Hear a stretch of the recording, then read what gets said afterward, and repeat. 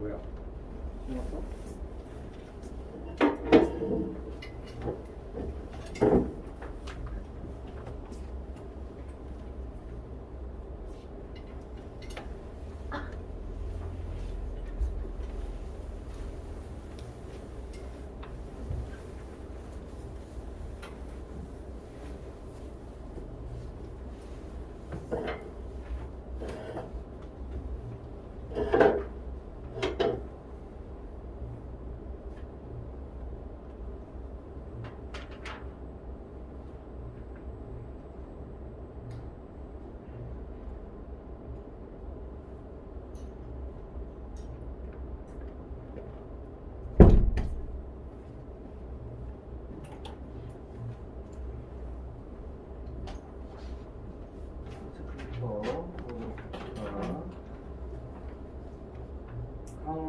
강미라 학생, 강미라 학생,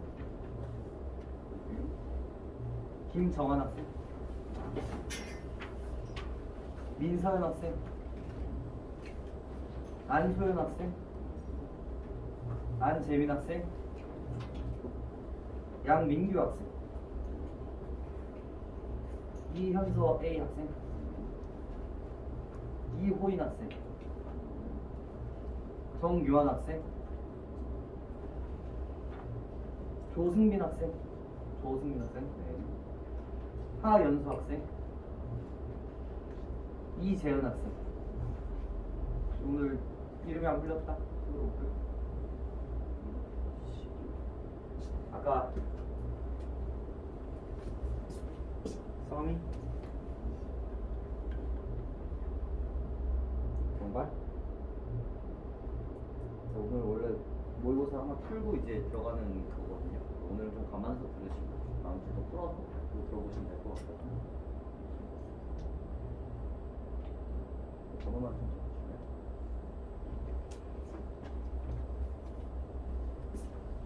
여러분 다시 한번 말씀드리지만 모의고사 꼭 펴보셔야 돼요. 다른 거 다 쏟아서 해보셔야 이제 그거에 대한 이야기가 되게 효율적으로 굴러가기 때문에 실제로 제가 수업에서 앞부분에 하는 이야기들은 전부 다 여러분들이 푸신 다음에 해서 훨씬 더 효용이 있는 그런 방향성으로 얘기를 하고 있으니까요.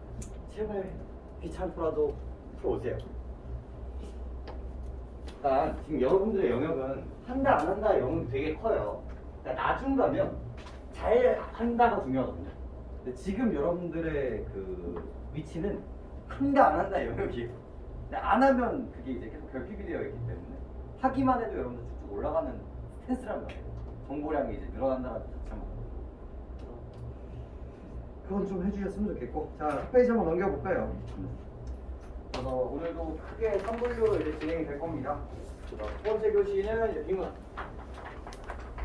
그 세 지문 중에서 제일 난이도가 높은 거 위주로 좀 얘기를 할 거고, 오늘은 CDS 좀 많이 이슈가 됐었던 문제입니다. 그래서 우리가 경제 그리고 법 관련한 비문학은 어떻게 읽어야 되는가에 대한 이야기를 조금 해볼까 하고요. 두 번째는 이제 문학 오전 시간 그리고 시간이 되면 현대시까지 좀 볼 거고요. 현대 소설까지 볼 거고요. 아마 시간이 안 될 확률이 높아요. 그리고 이제 3교시 때 고전 시간, 고전 문학 하겠죠?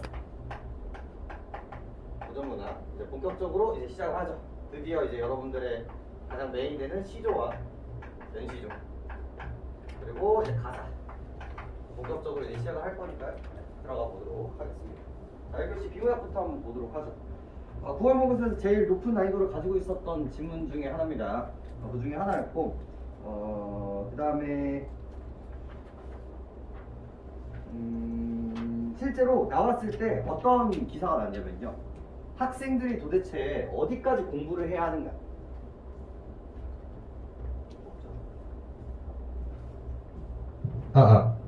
기사가 났는데 도대체 학생들이 어디까지 이 이야기를 해야 알아야 하는가에 대한 기사가 난 적이 있어요.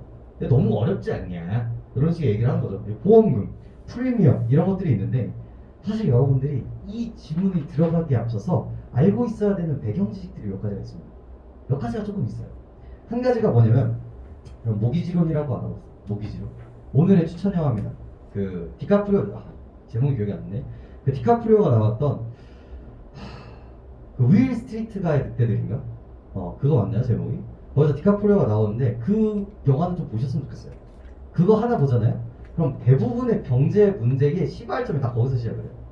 전부 다 모든 시작점이 그러고 지금 되게 우리나라에서 이슈가 되는 부분들도 다 모기지론 때문에 불러가는 거거든요. 블락 프라이데이, 그다음에 세계 대공황이 다 시작되는 이야기들이 전부 다 여기서 시작되는 부분들이에요. 그러니까 원래는 이 경제라는 게 원래는 사람들이 다 이성적이라고 생각을 합니다. 사람들이 다 이성적이라고 생각을 해요. 그렇잖아요. 우리가 이 A라는 제품의 가치가 한 100만 원이에요. 100만 원. 그럼 처음에는 여기에 대한 정보가 없기 때문에 희소성의 원리에 따라서 한 얼마까지 올라갈 수 있어? 한 뭐 500만 원까지 올라갈 수 있다고 쳐봐. 그렇잖아. 이게 희소성의 원리라는 게 그렇게 무섭거든요. 막 뭐 허니버터칩이라든지 뭐 이런 것들, 뭐 닌텐도라든지 이런 것들이 필수제가 아님에도 불구하고 사람들의 니즈가 되게 많잖아요. 그럼 되게 천정부지로 올라간다는 거예요. 하지만 이게 이 상태로 유지가 될까? 아니야. 공급이 안정화가 되고 이 사업자들이 가장 많이 이득이 남을 수 있는 구조를 만들고, 그리고 사람들도 얘 제품의 전체를 알게 되면 점점 떨어져서 뭐예요? 원래의 가격으로 맞출 것이다라는 사고를 갖고 있었던 게 과거의 그 이성적 사고라는 거예요. 그리고 이 여기서부터 100만 원부터 이 400만 원 차이를 우리는 이제 머블이라고 부르기로 했어요. 머블, 거품이라고 부르기로 했었던 게 그 당시의 사고였던 겁니다. 시간이 지나면 자연스럽게 이것들이 떨어질 것이다. 우리 인간은 그렇게 멍청하지 않다. 이게 바로 이거였거든요. 근데 문제는 이게 한번 깨지는 순간이 있습니다. 그게 바로 모기지론입니다. 이게 뭐가 문제냐면요, 여러분들. 이 집과 연결되잖아요. 그럼 이게 다 무시가 된 거예요. 그러니까 어느 시대가 있었냐면요. 내가 무조건 신용 있잖아요. 내 신용 있잖아. 내 이름에 신용이 있으면 이 신용을 기반으로 무조건 대출을 해야 되는 시기가 있었어요. 그렇잖아. 대출을 하면 뭐가 안 좋을까? 대출을, 이건 그냥 편히 들으세요. 대출을 하잖아요? 그럼 뭐가 나와요? 이자가 만들어져요. 근데 이자는 중요하지 않아요. 내가 그냥 대출을 무조건 1억이든 10억이든 일단 땡겨. 근데 은행이 바보야? 무조건 빌려줄까? 그렇지 않잖아요. 근데 무조건 빌려주는 조건이 딱 하나 있었어. 뭘까? 내가 아무런 돈을 가지고 있지 않다도 그냥 내 이름 섞자. 우스갯소리로 저 새끼들은 그 집에 개새끼한테도 개의 이름한테도 돈을 빌려줄 거야. 이 조건 하에서. 그게 바로 집입니다. 이 대출의 조건이 집을 구매하면 그래. 집을 구매하면. 그리고 은행은 이거를 담보 삼아서 이 돈을 빌려주는 거야. 근데 이렇게 무조건 했었어야 돼. 왜? 내가 집을 10억 주고 샀잖아? 그러면 몇 년 뒤에 이게 몇이 될까? 20억 되고, 이게 나중에는 막 30억, 100억 막 되고 있는 거야, 이게. 그러니까 내가 이자 막 끼껏 뭐 한 달에 40만원, 50만원 내는 건 그냥 한 방에 갚아버리면 끝나는 문제였단 말이야. 그렇잖아. 그리고 더 웃긴 건 뭔 줄 알아요? 20억이 됐잖아. 그럼 지금 차익이 얼마가 됐어? 10억이 됐잖아. 그럼 이 10억을 가지고 또 뭐 하는 걸까? 또 대출 땡기는 거야. 또 대출 땡기는 거야. 그럼 이 10억 가지고 또 뭐 하면 돼요? 또 다른 집을 구매하게 되는 겁니다. 이게 창조 경제 그 자체예요. 근데 문제는 뭐였을까? 내가 샀던 집이 사실 진짜 이 가격이었을까? 아니야. 알고 보니까 얘가 2억짜리였던 거지. 알고 보니까 얘가 1억짜리였던 거지. 근데 이게 너무 오래 흘러요. 이게 너무 오래 고착화된 거야. 그래서 새로운 신용이 나오고 새로운 게 나오고 계속 누군가의 신용을 가지고 누군가의 신용을 막는 그런 구조가 되어버렸던 거지. 근데 그러다가 뭐가 돼버려요? 이 거품이 뭐 여러 가지 일들이 있지만 거품이 펑 하고 터져버립니다. 그럼 20억 어디가? 갑자기 20억이 전부 다 없어져 버리는 거예요. 그럼 이제 개인은 좆됐지. 갚을 능력이 없어. 근데 뭐만 나와? 이자만 존나게 나오는 거야. 이자만. 나는 1000억 자산가인 줄 알고, 그리고 뭐 다달이 1억씩 이자 내는 거 문제 안 되지. 이거 하나 팔면 그만이니까. 근데 이제 팔릴 때가 있어요, 없어요? 없는 거야. 그럼 개인만 망했을까? 아니야. 이걸 무분별하게 빌려줘도 누구도 망해. 은행들도 망하게 되는 거야. 더 이상 고객들한테 줄 수 있는 돈이 없어. 그리고 내가 얘가 이제 못 갚아가지고 이 집을 갖고 왔잖아. 근데 이 집도 더 이상 이제 가치가 없어지는 거야. 그러면서 이제 망가지기 시작하는 게 바로 그 세계 대공황. 여기서 시작된 게 여기서. 그러면서 이제 깨달음을 얻습니다. 사람들은 생각보다 뭐가 아니구나? 생각보다 이성적이지 않구나. 생각보다 이성적이지 않구나. 그래서 원래 이 당시만 하더라도 뭐가 트렌드였게? 아담 스미스의 보이지 않는 손이 트렌드였어요. 왜? 시장은 그대로 굴리면 해피하게 모두 돌아간다. 나의 이득과 너의 이득이 만나는 그 지점에서 가격이 형성되고 모두가 해피하다. 그러니까 나라가 그 개입하는 것들을 최소화하고 나라가 해야 될 일들은 얘와 얘가 공정하게 이득을 추구할 수 있는 환경을 만드는 게 중요하다 라는 거가 이때 그 당시에 메인스트림이었거든요. 근데 이거 한번 박살나고 보니까 어떨까요? 이거 하나 박살나고 보니까 이건 안 된다. 사람들은 생각보다 이성적이지 않다라는 걸 봤습니다. 그러면서 이렇게 망해버리니까 혼자 망하는 게 아니라 나라 전체가 망하는 거예요. 우리 IMF라고도 다를 게 없어요. 이거랑 똑같이 흘러가 이거랑. 그래서 뭐가 이제 개입하기 시작합니까?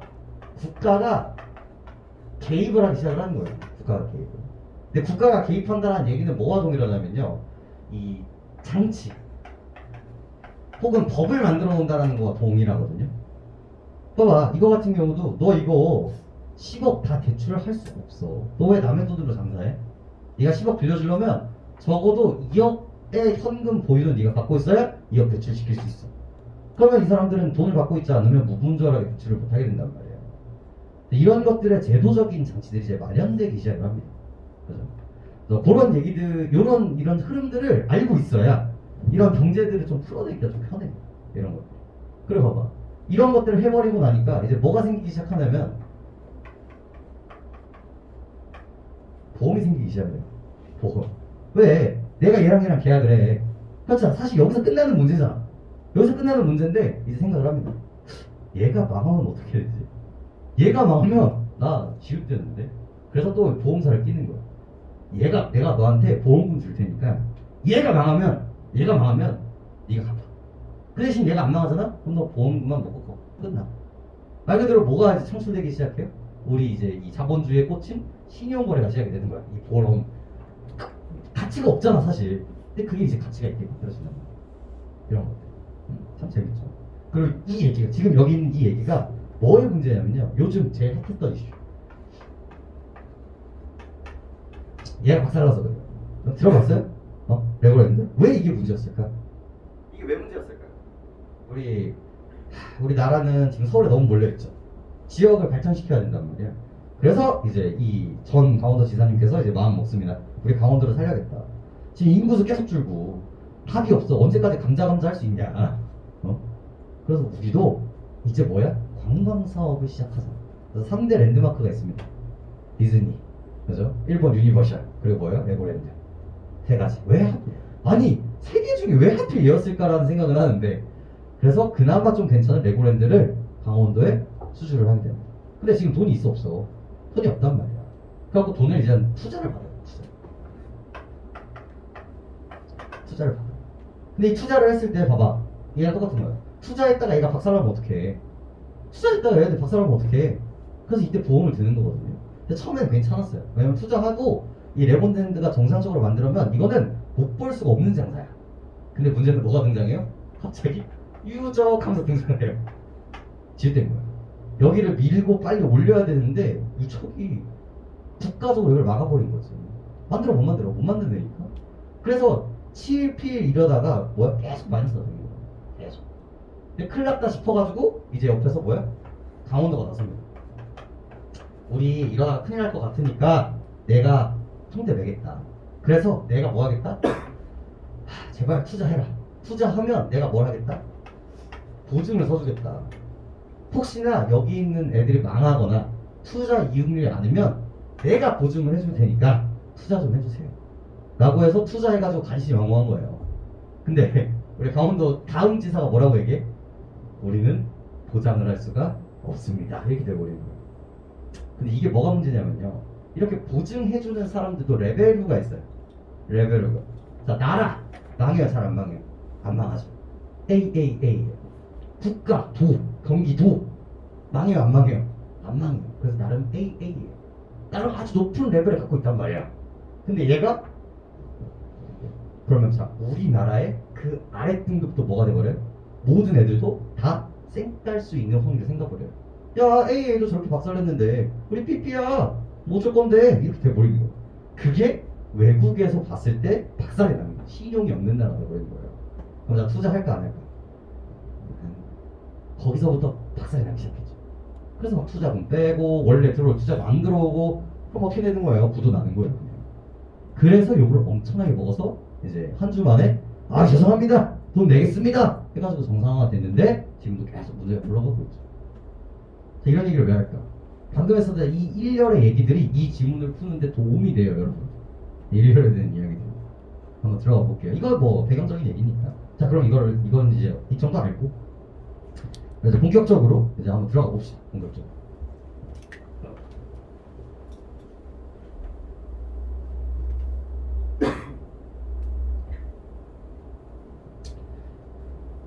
자 볼게요. 자 대한민국 정부가 해외에서 발행한 채권의 CDS 프리미엄은 우리가 매체에서 자주 집히는 경제 지표 중에 하나입니다. 여러분 자주 접하셨나요? CDS 프리미엄 아니잖아요.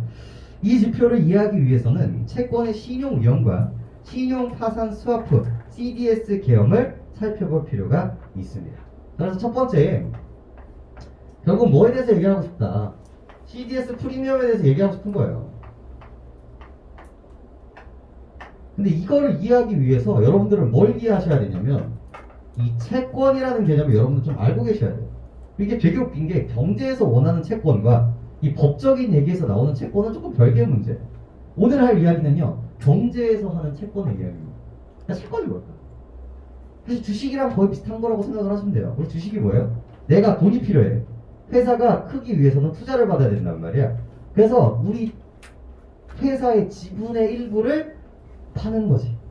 너희들이 내 회사에 돈을 내면 나의 일부를 드리겠습니다. 그래서 여기서의 우리가 이익인 배당금이라든지 뭔가 주주총회 같은 것을 했을 때 권리를 행사할 수 있게 돈을 주시면 저희 회사의 권리를 조금 떼드릴게요 라는 느낌이 이제 주식이라면요 이거보다 조금 더 안정적인 느낌이 채권이에요. 이거보다 조금 더 안정적인 느낌이 채권이 뭐냐? 사실 오늘 비문학보다 이게 더 중요할 수도 있어요. 채권이 뭐냐면 결국은 투자를 받는 거예요. 제가 그래 학원가서 했는데 나름 서울 가서 인강 한번 찍어보자 하고 이제 알아봅니다. 근데 저기 이투스 메가스터디에서 좋아요 해볼게요. 근데 선생님이 1억 좀 갖고 오세요. 1억 좀 갖고 오시면 저희도 한 1억쯤 투자를 해가지고 2억 해가지고 교재도 찍고 광고도 하고 조교님도 구하고 해가지고 우리 한번 해봅시다. 자 그럼 나는 근데 이제 얼마가 필요해? 1억이 필요한 거예요. 근데 내가 돈이 어딨어? 그래서 투자를 받는 거예요. 이 A라는 사람의 조항주라는 사람의 몸을 분할을 하는 거죠. 이렇게 구분할을 하는 거예요. 구분할을 해. 그래서 이 하나의 가격을 내가 이제 1,000만 원밖에 없으니까 9천 하나를 1,000만 원짜리 채권을 만들어 버리는 거. 하나를. 그래서 이제 지나가는 사람한테 이제 판매를 하는 거죠. 얘가 이제 지나가다가 선생님 좀 가능성이 있는데? 라고 하면서 1,000만 원을 투자를 하면 여기 있는 한 조각을 가져가게 되는 거예요. 여기 있는 한 조각. 그죠? 그럼 이 조각을 가져감으로써 얻을 수 있는 이득이 뭐냐면요.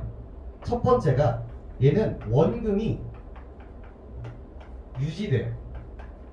그러니까 계약인 거야. 내 1,000만 원, 내 일부를 갖고 가고 1년 뒤에 이걸 돌려주면 나는 무조건 얘한테 1,000만 원 돌려줘야 돼. 그러니까 약간 대출의 개념인 거죠. 조각의 느낌인 거죠. 그리고 두 번째의 이득이 뭐냐면 여기에 따른 이자를 줘야 돼. 이자. 그러니까 주식이랑은 조금 다르죠. 주식은 얘가 올라가면은 올라가는 거고 떨어지면은 휴지 조각이 되는 거거든요. 그죠? 근데 얘는 채권은 원금이 유지되고요. 항상 이자를 줘요. 그리고 세 번째 특징이 뭐냐면 매매가 가능해요. 내가 이 A였는데 내가 1억이었잖아. 근데 10억짜리 강사가 된 거야. 그러면 이제 옆에 있는 사람이 얘 좀 더 크겠는데? 너 그 조각 나한테 팔지 않을래? 라고 하면서 내가 1,000만 원에 샀잖아. 근데 내가 2,000만 원 줄게 하면 1,000만 원의 시세 차익을 얻을 수가 있는 거죠. 그 거래, 매매가 가능하면서 그 차액에 대한 투자를 우리가 노릴 수 있다는 거죠. 요게 바로 채권이에요. 채권. 근데 주식이랑 조금 다른데 주로 좀 거대하고 안정적인 기업이나 아니면 나라에서 좀 많이 하는 타입들이에요. 그렇잖아.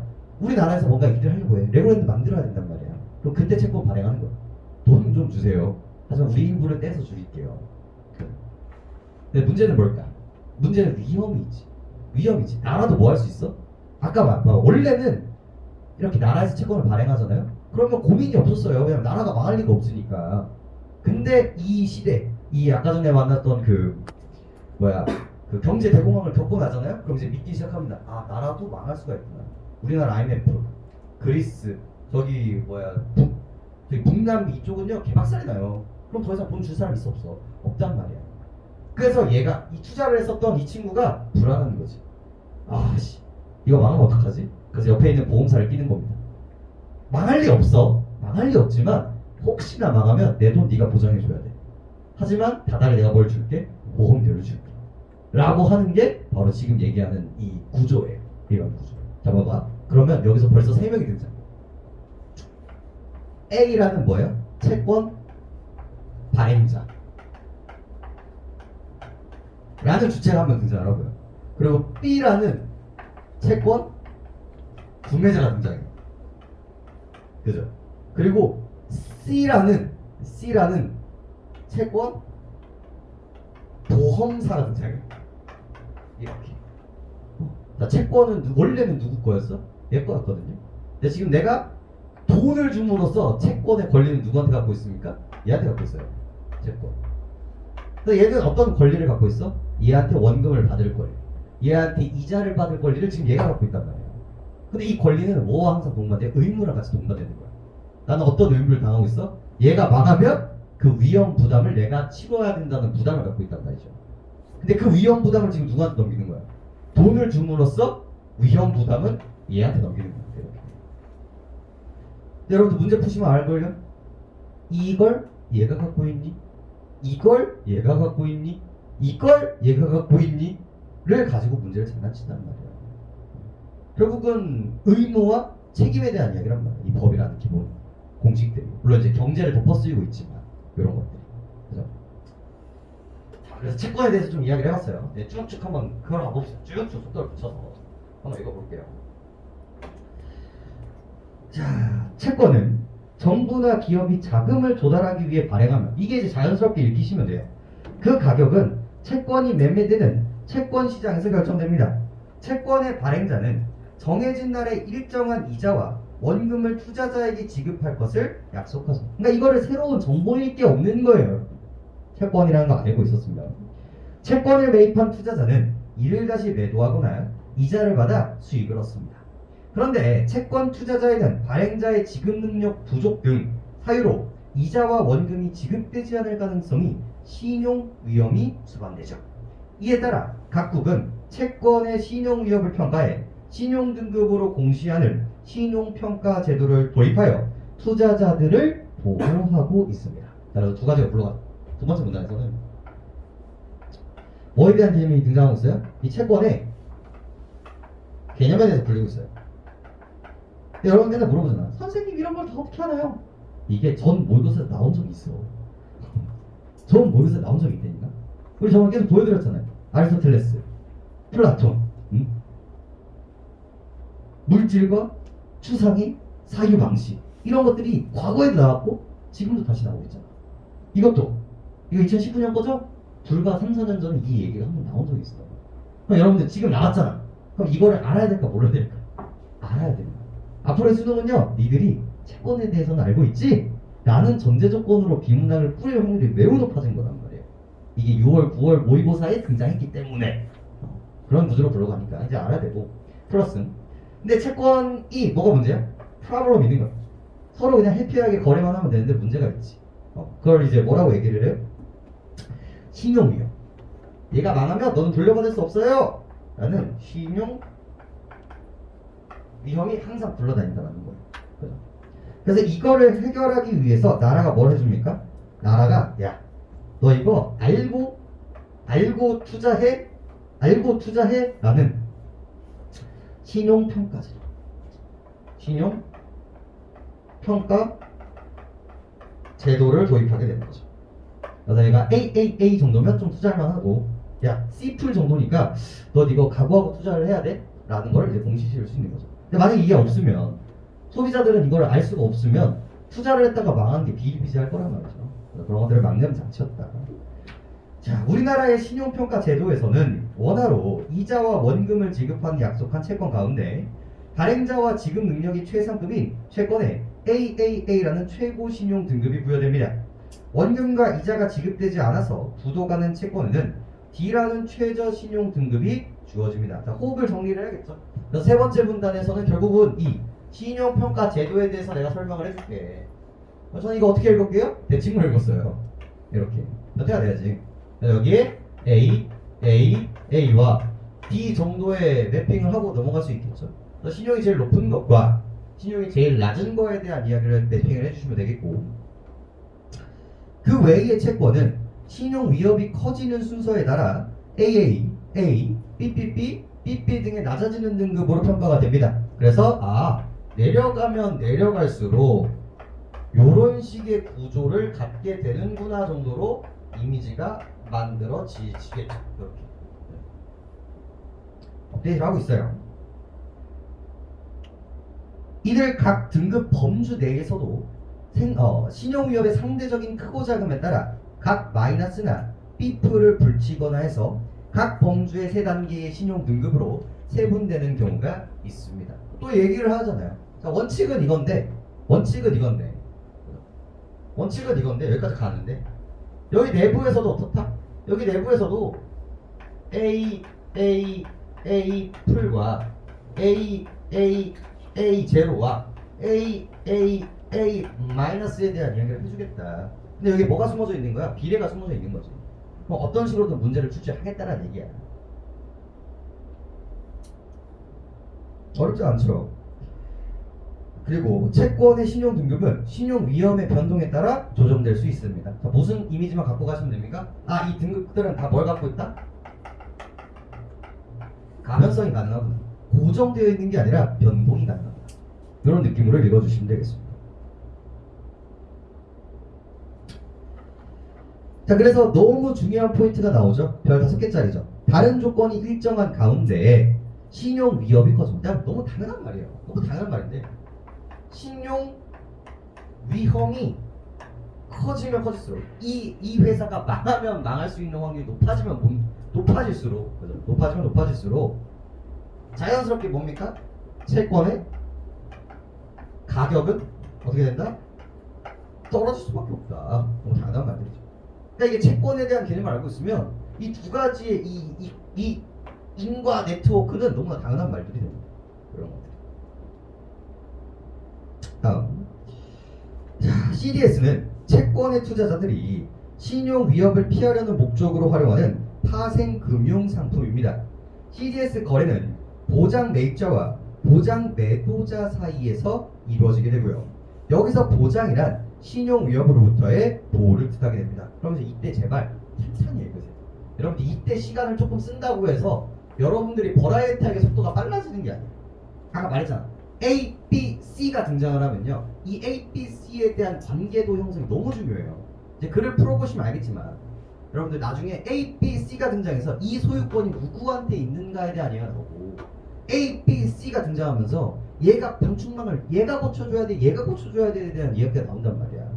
근데 이 추세가 지금만 나오는 게 아니라 아직까지 등장하고 있어. 이 법률에 대한 기본에 등장을 했을 때 누구한테 권리가 있는가, 누구한테 의무가 있는가. 그런 관점에서 봤을 때 A와 B를 명확하게 하고 넘어가는 건 너무나 중요한 일이에요.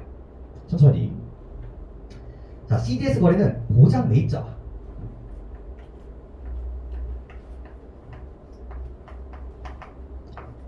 그리고 한자 좀 제발 좀 이제 보장을 매입하는 사람이에요. 매입하는 사람. 보장 매입자와 그 다음에 보장 매도자.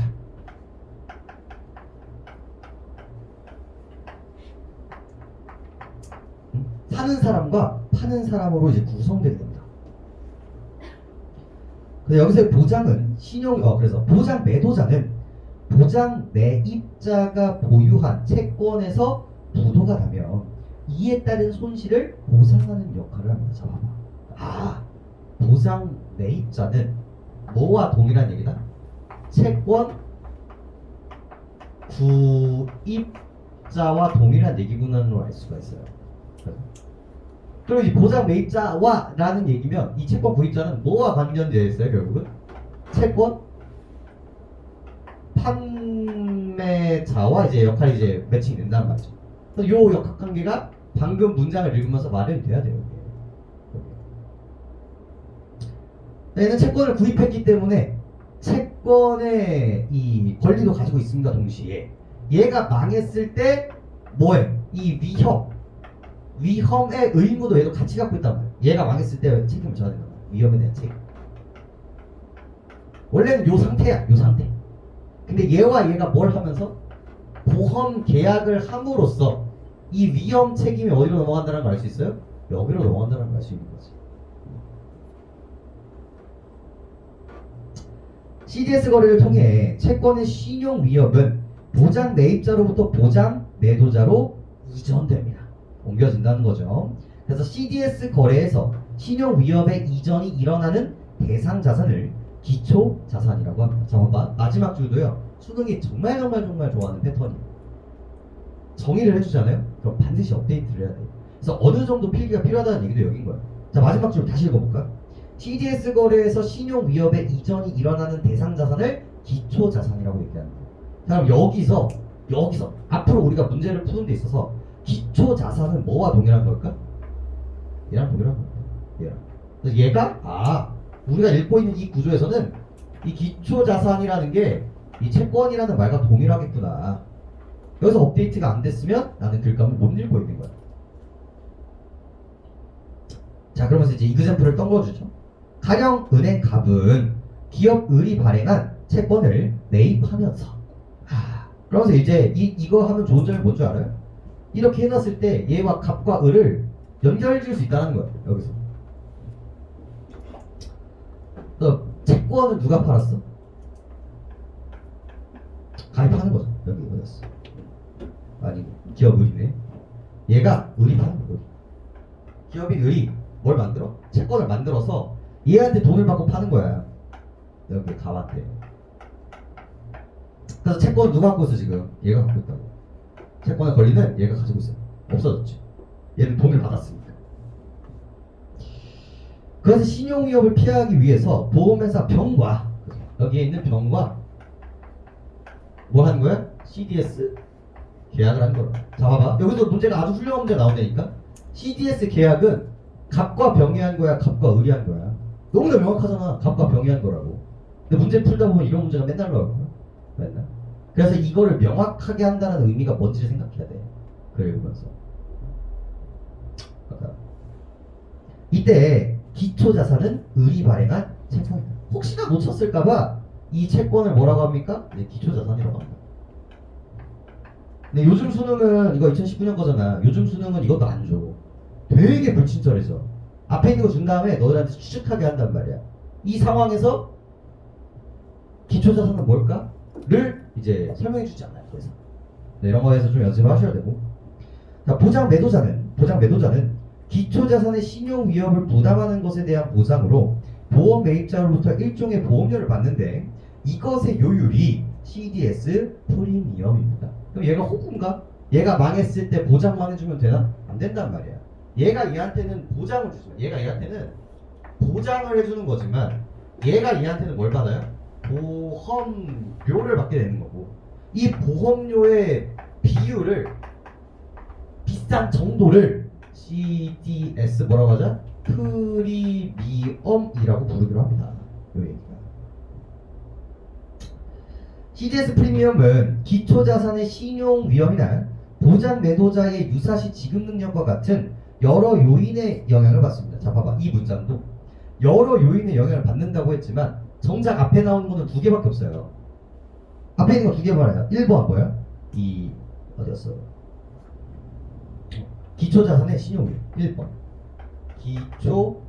기초자산의 신용 요거를 고려봤고요. 2번이 보장 매도사의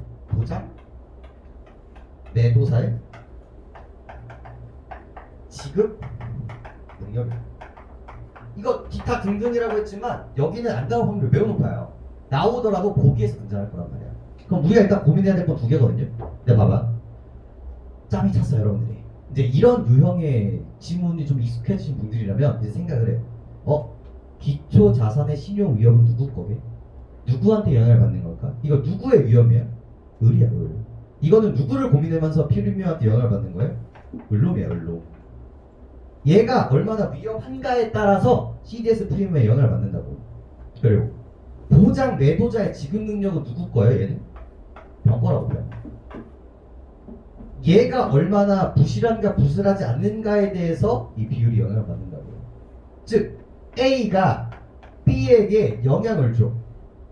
이 CDS 프리미엄의 가격에 영향을 주는데 두 가지로 지금 나눠지고 있는 거라고요.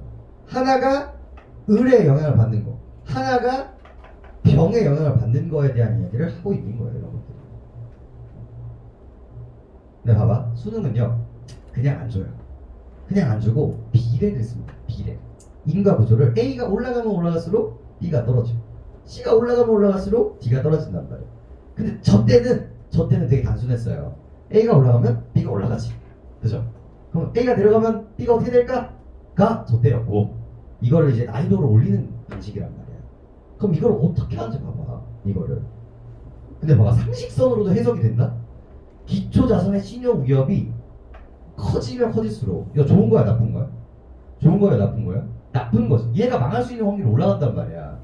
그럼 내가 받아야 되는 보험료는, 내가 여러분 보험회사야.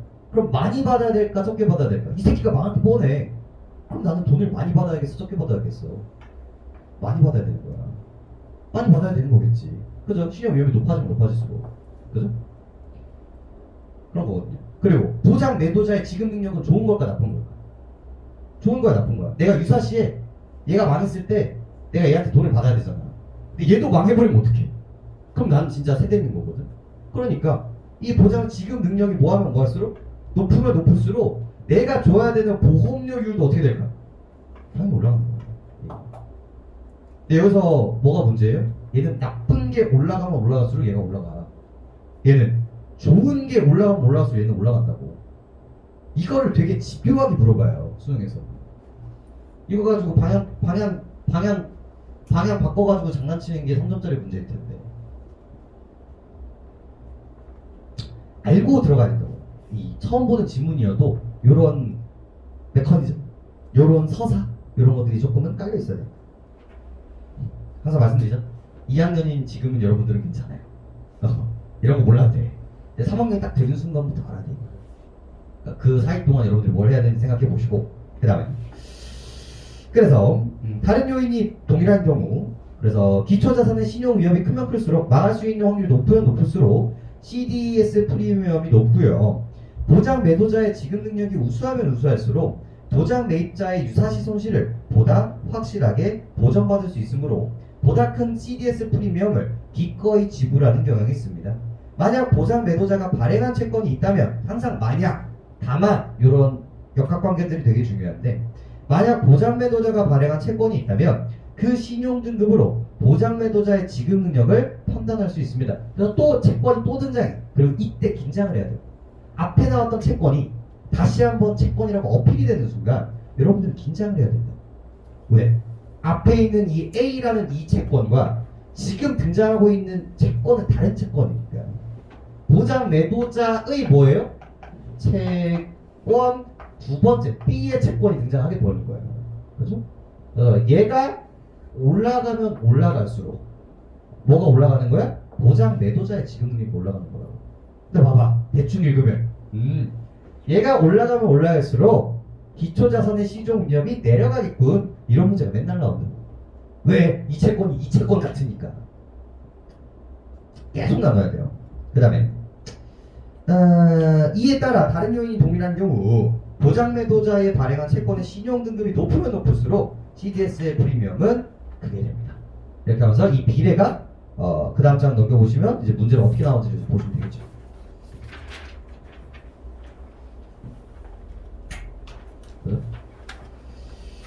자, 1번. 정부는 자금을 조달하기 위해 채권을 발행한다. 채권에 대한 정의를 알고 있으면 충분한 이야기였고요. 자, 2번 별 5개짜리죠. 이거 수능에도 나오는 얘기예요. 그러니까 나머지 속도를 올린다는 건 여러분들 딴 생각하지 마세요. 정확하게 읽고 정확하게 졸라게 아닌 거 찍으시면 됩니다. 2번 보시면 채권 발행자의 지급 능력이 커지면 커질수록 신용 위험은 어떻게 되겠습니까? 작아지겠죠. 그럼 이거 2번 찍고 3, 4, 5번 읽으면 안 돼요. 그리고 문제 또 어디서 나왔어요? 비례에서 나왔잖아. 물론 안 나올 수 있지. 이게 그냥 2번 넘어가는 2번일 수도 있어요. 하지만 확률적으로 이렇게 보여준다면 우선순위를 읽어야 되는 포인트입니다. 그렇게 생각하시면 되겠고요. 나머지 것도 읽어보시면 될 것 같고. 2번 보죠. 2번도요 정말 진짜 클래식한 얘기예요. 애초에 이거를 외우세요. 이 문제의 패턴 자체를. A에 기억과 디귿에 대한 이해인데, 자 기억, 이 기억이 가리고요. 그다음에 니은이 을이고요. 디귿이 병이겠죠. 이 문제를 그대로 낸다는 게 아니라 수능에서는 니들이 요런 사고를 가지고 풀어야 되는 문제를 낼게 라고 하는 게 여러분들 6월 9월이야 이게. 응? 되게 러프하게 나왔잖아. 근데 이거를 4점, 그 4번 문제 있죠, 3점짜리 문제에 녹여서 등장하는 거야 수능에서. 근데 봐봐, 기억 디귿에 대한 이해가 적절하지 않는 거는 대충 읽으면 뭔 소린가 해. 1번 기억, 기초자산을 보유하지 않는데. 자 기억, 자 기초자산을 우리는 뭐로 읽을 줄 알아야 돼? 채권.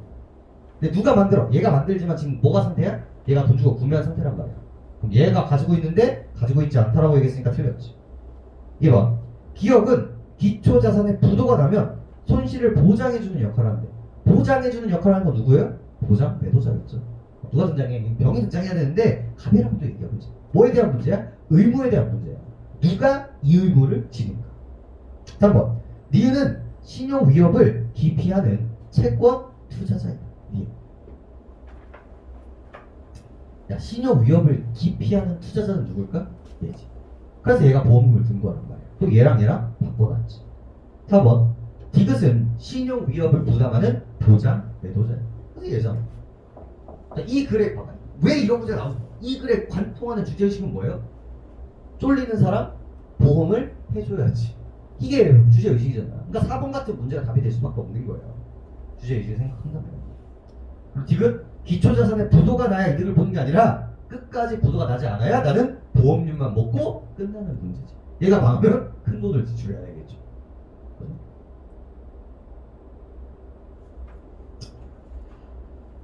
3번입니다. 자, 3번도 별표. 어떻게 여러분들을 오답을 만드는가에 대한 문제.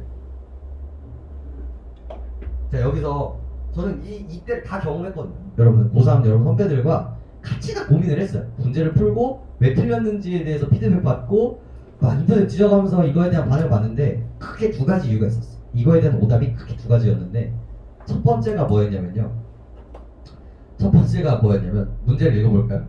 문제를 읽어보면 뭐예요? CDS 프리미엄이, 자 가로쳐볼까? 두 번째.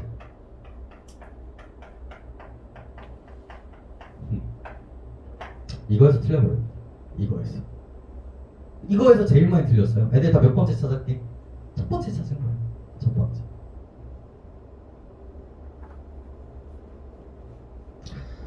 그리고 두 번째로 제일 많이 틀렸던 이유가 뭘까요?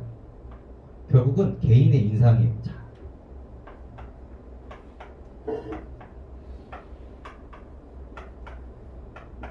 뭐가 더 높아? 뭐가 더 높은 거야? 삐삐삐? 마이너스가 더 높아요. 근데 이걸 틀렸던 유형 중에 뭐예요? 이게 더 좋은 거 아닌가? 라고 생각해서 틀린 거야. 왜 지 맘대로 푸는 거니까. 인상 가지고 장난치는 거라고, 이런 거 가지고. 근데 결국 두 번째로 커야 되잖아요. 그럼 여기서 어디서 굴러가는 거야? 어디서 굴러가는 거야 여기서? 이 CDS 프리미엄은 기초 자산의 신용 위험이 높으면 높을수록 올라가고 낮으면 낮을수록 낮아지는데, 기초 자산의 신용 등급이 그럼 어떻게 해야 돼? 두 번째로 커져야 되니까 봐봐. 커져야 되잖아. 그럼 얘는 낮아야 돼, 높아야 돼? 낮아야 돼. 그러니까 삐삐풀 둘 중에 하나인 거야. 근데 애들이 다 뭐로 골라버린 거야? 이걸로 골라버리는 거야, 이걸로. 그리고 두 번째? 첫 번째가 아니라 두 번째로 찾아야 되잖아. 그러면 뭐가 클수록? 얘가 크면 클수록 얘가 커지는 거고, 얘가 작으면 작을수록 작아지는 거였잖아요. 두 번째 고르니까 상대적으로 그 작은 걸로 고르셔야겠죠. 그래서 AA 마이너스 고르셔야겠죠. 그러니까 이걸 여러분들이 틀리게 하기 위해서 어떤 작업질들을 하는지를 보시라고요. 근데 이걸 뚫어내는 건 이제 정확한 비례적 개념. 하나 잡아주시면 되겠습니다. 자, 4번. 네, 4번. 논란이 많았던 문제죠. 왜? 너무 어렵기 때문에. 도대체 이딴 문제를 어떻게 풀어야 하는가. 그리고 봐봐. 이런 문제는 뭐가 걸릴 수밖에 없어요. 시간이 들어갈 수밖에 없어요. 여러분들 건드릴 생각도 하지 마요. 시험장에서는 건드릴 생각도 하지 마. 그냥 나중에 풀어, 나중에. 그런 시대가 됐어. 그냥 3점짜리 3개 날리고 하면 91점이거든요. 그럼 1등급과 2등급 사이로 나와요. 그런 시대가 됐거든요. 근데 내가 다 풀고 3점짜리 333이 나왔는데 10분 정도 남았어. 그럼 이제 선택적으로 우리가 트라이출을 할 수 있는 거겠죠. 그때 이제 들어가야 되는 얘기인데 벌써부터 숨이 막혀. 보기 읽을 때 벌써 숨이 막힌다고. 하지만 그걸 읽으면서 생각하는 게 아니라 따라가면서 이미 구조를 만들어 놓은 다음에 들어가면 돼요. 막상 읽어보면 별게 없어. 천천히. X가 2015년 12월 31일에 이자와 원금의 지급이 완료되는 채권 BX를 2011년 1월 1일에 발행했습니다. 그래서 X가 채권을 발행했다 정도로 잡으시면 되는 거예요. 이 X라는 사람이 채권을 발행했다. 날짜는 그 다음 문제예요, 여러분들. 이걸 다 체크하면서 너무 시간이 오래 걸려요. 그 다음에 BX의 전량을 매입한 Y는 BX를 기초자산으로 하는 CDS 계약을 Z와 체결을 하고, 그래서 똑같이 굴러가요. Y가 이 채권을 구매를 한 거죠. 이게 없어지고 얘한테 뭘 준 거야? 돈을 준 거겠지. 근데 내가 쫄려. X가 망하면 어떡하나? 그래서 Z랑 계약을 합니다. 그래서 나한테 내가 또 뭘 주고요? 돈을 주고요. 나는 뭘 받은 거예요? 보장을 받은 거예요. 자, 그러면 나는 여기 뭐와 같이였었는데 위험도 같이였는데 이제 위험을 어디다 넘겨버린 거예요? 여기다 넘겨버린 거죠. 이거를 빠르게 캐치해야 돼. 첫 번째 문장 보면서 요 얘기. 그럼 끝났잖아. 그럼 계약 체결 당시 BX의 신용 등급은 A-예요. BX의 신용 등급은 뭐였대? A-. 기준점을 준 거예요. 기준점. Z가 발행한 채권의 신용 등급은 뭐였다? AA였다. 이 Z는 A였다. 그럼 여기서 굴러가야 되는 사고방식은 뭘까? 이거와 이거를 고민해서 뭐가 나왔을 것이다? CDS 프리미엄이 나왔을 것이다. 그럼 이때의 미지수를 뭐야? X로 두는 거야. 이때의 미지수를. 얼마인지 모르잖아 지금. 그럼 봐봐. 굴려봐. 자, A-가 뭐가 되면? A 풀이나 AA가 됐어. 그럼 얘가 안정적이 됐지. 그럼 여기 있는 X보다는 어떻게 될까? 떨어지겠지. 그죠? 근데 이 AA였던 게 AA-가 돼버렸네? 그럼 보장해야 되는 애가 떨어졌잖아. 그럼 이 CDS도 어떻게 될게? 떨어졌겠지. 이 기준을 가지고 빠르게 비교할 줄 알아야 된다고요. 그런 것들이. 근데 이 사람들이 이제 악독해가지고 이거는 떨구고 봐봐. 이거는 떨구고 얘는 어떻게 해주는 거야? 얘는 이제 올려주는 거야. 그러면 이제 쉽지 않아지는 거란 말이야, 이런 것들이. 그냥 천천히 가볼게요, 일단. 그래서 기준은 이렇게. 여기서 이제 시작을 한다. 이렇게. 그래서 우리 시작에 이 CDS가 미지수 X로 이제 시작을 하게 되는 겁니다. 처음 시작. 그런데 2011년 9월에 첫 번째 이슈죠. X의 재무 상황 악화로 BX의 시험 위험에 대한 우려가 발생을 했습니다. 자, 그래서 BX가 뭔지 모르겠어. 근데 얘보다 어떻게 됐을까? 떨어졌겠지. 위험률이 올라갔잖아. 그러면 이 CDS의 가격이 어떻게 됐을까? 지금 첫 번째 변화. CDS의 가격은 X보다 올라갔을까, 낮아졌을까? 망할 확률이 올라갔어. 그럼 CDS는 어떻게 될까? 얘보다는 올라갔겠지. 그죠? 근데 2011년 12월 30일 X의 지급 능력이 2011년 8월 시점보다 개선되게 됩니다. 그래서 두 번째 변화는 뭐예요? 아무도 떨어진 거에서 개선이 됐대. 조금은 개선해줬대. 그럼 이때에 비해서 이 X 다시에 비해서는 어떻게 됐어? 조금은 내려갔구나. 이런 식의 사고를 가지고 여기다 박아버려야 된단 말이에요. 이런 것들이. 그리고 2013년 9월에는 Z가 발행한 신용등급이 AA 풀로 변경되었대. 원래는 AAA였는데 얘가 AA로 바뀌었대. 그럼 얘의 가격 역시도 원래 이 상태였던 게 어떻게 됐을까? 망했잖아. 부정적이었잖아. 떨어지겠지. CDS 프리미엄. 그리고 나서 BX CDS의 프리미엄은 무엇이었다? 결국 결과적으로는 100이래요. 여기까지 읽어내고 문제로 들어가야 된다. 그러면서 눈으로 우리는 눈이라는 아주 중요한 도구가 있어요. 아주 큰 도구가 있단 말이야. 그러면서 이제 하나하나 매칭해 보면서 풀어보면 된다고. 자, 1번. 2011년 1월에는 BX에 대한 CDS 개혁으로 X가 신용위담을 부담하게 되었고, 자 봐봐, 보기랑 상관 있어?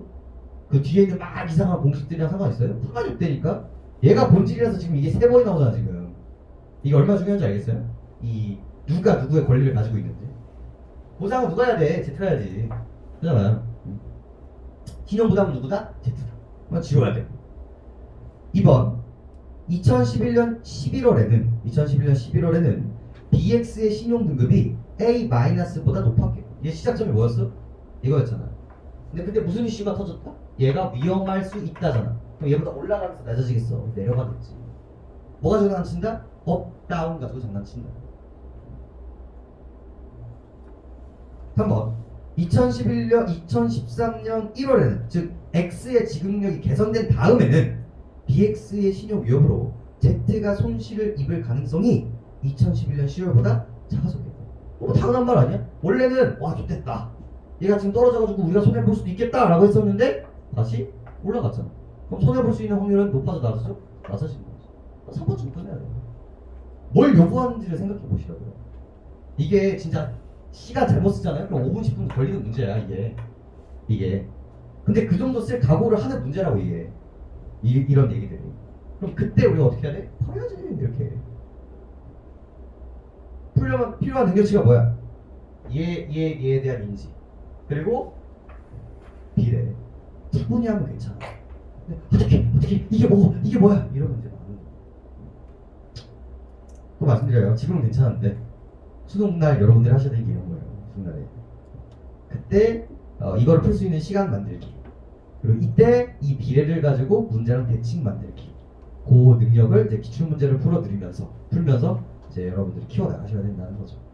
오케이? 배우신 여기까지 합시다. 자, 쉬었다가 그 다음 작품으로 넘어가 보도록 합시다.